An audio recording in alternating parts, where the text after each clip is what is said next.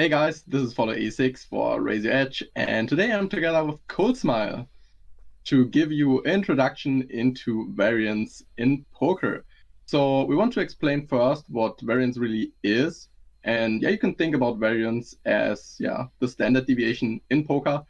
But first, maybe Cold Smile, you can explain real quick why is poker different than chess? Because both are games, right? And can not everyone win in both games? Yeah, as if it feels like this example is like about 100, 200 years old, like poker versus chess. What are the differences?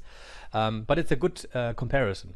Because in chess, the better you play or the better your strategy is, and the more or the bigger the edges you have over your opponent, the bigger you will win or the more often you will win. This correlates. This is like simple math, right?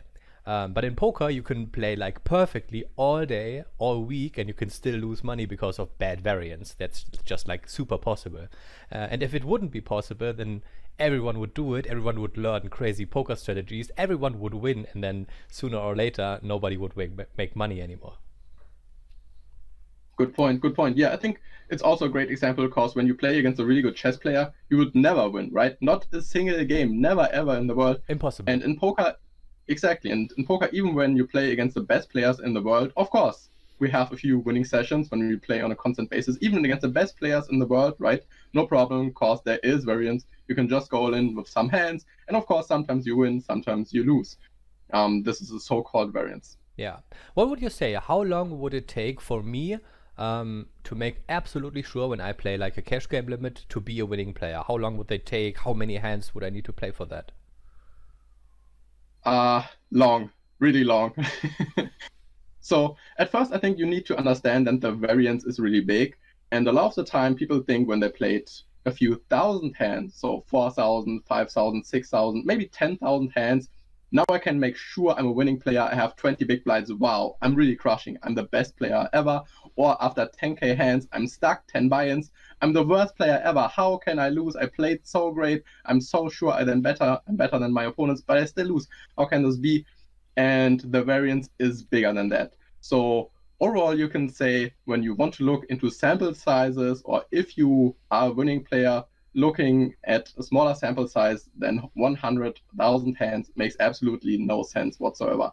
So you need 100,000 hands to get a few informations, and even then, this is not your real win rate, because you always try to improve your game. The variance is really big, but when you are crushing, so let's assume you have 10 big blinds over the 100K hands.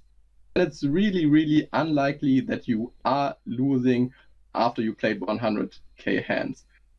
So when you are stuck after 100K hands, you can at least say, I'm probably not a 10 big blind winner. When you are a super marginal winner, let's say you just have one big blind, of course you can be stuck after 100K hands, because the variance is crazy when you just have one big blind, right? Because your edge is really, really, really small, and always when the edges are really small, the variance increases, especially into into the negative. So what can I do to beat the variance, Coach? Do you have an advice? How can I make sure to stay on top of the game and be positive after I played so many hands? So first of all, I think number one advice would be don't worry too much about your win rate. Don't worry too much. I know this is difficult. Don't worry too much about like what kind of sample you have, how big of a winner you are compared to others. See like who has the bigger edge on the field, stuff like that. It will be super meaningless, but it's not. It's not also about like only variance and win rate. Is also about you start with a certain skill set at hand zero, and then when you move on after 100K hands and some reviews and some hand analysis, you're always a little bit better than you were like before you played that 100K hands. So it's not really an accurate reflection of your actual win rate. It's just like spot on, more like a spotlight on that particular hand and your skill at that point of time. So basically every time you look at your sample, it's basically meaningless, I would say. So don't worry too much. What you can do is I think show up often, play regularly, don't get rusty, try to improve your game at a regular basis. and you will move up through the stakes. And I wouldn't be like, there's no security, there's no secure number. We could just tell you, play that many hands, have that win rate, then you're crushing, then move up. If I would be, for example, a 3 big blind winner on NL10 or NL25, I know I could do better. I know there's still room for improvement, but if I have the bankroll to have maybe 5 shots at the higher limit, I would take it. And if I would short that with full confidence. So if I have these 5 stacks, I'm ready to lose them. I'm ready to play my best, and I'm ready to not make any drastic changes to my game just because I play a higher limit.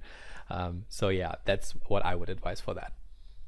Yeah, good point. Good point. I think also what's super important when you're starting out, not to always blame variance, right? Oh, it's just 30k hands. Yeah, I'm stuck 20 stacks, variance whatsoever. So I think especially when you're starting out, make sure to work often enough on your game, work on a constant basis, and don't focus too much on playing a ton of volume. So instead of playing, for example, 4 Zoom tables, I would definitely prefer 1 or 2 Zoom tables when you're starting out, because you have not already a super defined game plan. You're still learning a ton. Like you mentioned, you're still learning.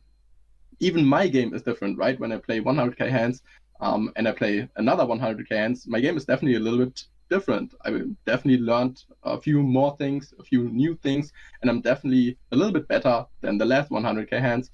So it's never showing you the perfect or the absolute accurate win rate.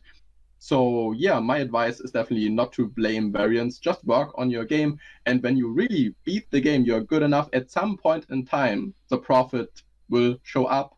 So yeah, you just have to invest the time to learn the game, to really beat your player pool, and yeah, then you're able to win in the long run. This would be my advice. Yeah, good words to finish. I think that's it for today's video. See you guys in our Discord, and bye bye until next time. See ya.